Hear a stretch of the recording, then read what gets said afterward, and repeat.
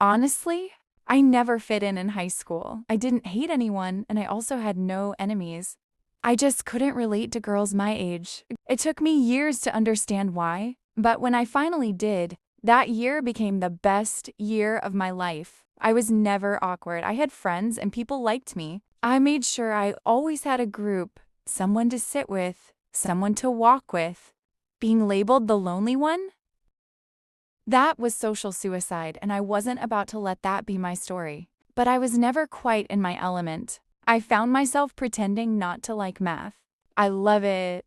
I forced myself to laugh at jokes that were just, well, lame. I mean, if you want to tell a joke, at least be creative about it. I learned early how to perform likability. I've pretty much accepted that this would be my plight at least until I finished high school, but a new transfer student really shook my world. Kathy had just transferred from Chicago and had this vibe about her. She moved like she didn't care what anyone thought of her, like she existed outside the rules the rest of us were desperately following. She's so pretty. Her smile could light up a room. Everyone knew and loved her just only a week after transfer.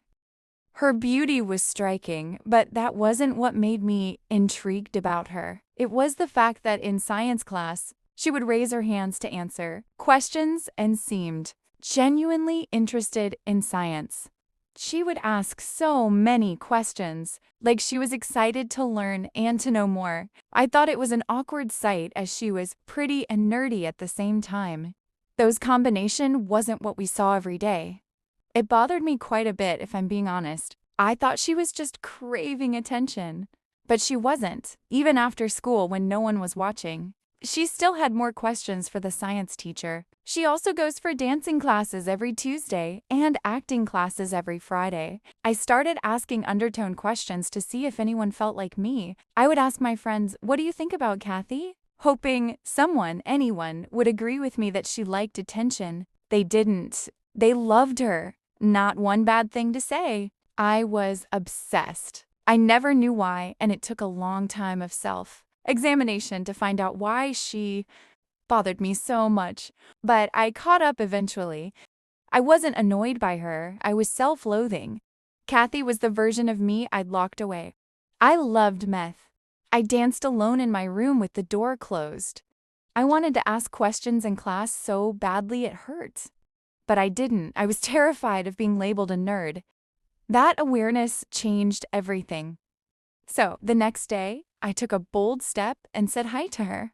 After talking for a few hours, it was like talking to myself in the mirror. The amount of things we had in common was mind-blowing. And she was painfully funny. I mean, unfairly funny. I couldn't believe it. Kathy wouldn't know, but just by being herself, she gave me permission to be me too. The rest of the year became the best years for me. I experienced true freedom. I tried everything I wanted to without fear of what people would say. Some things I hated, others I enjoyed. As long as I kept learning new things, I was filled with inexplicable joy. It was like I was in my world and I got to decide what it would look like. I stopped shrinking. I never felt lonely again.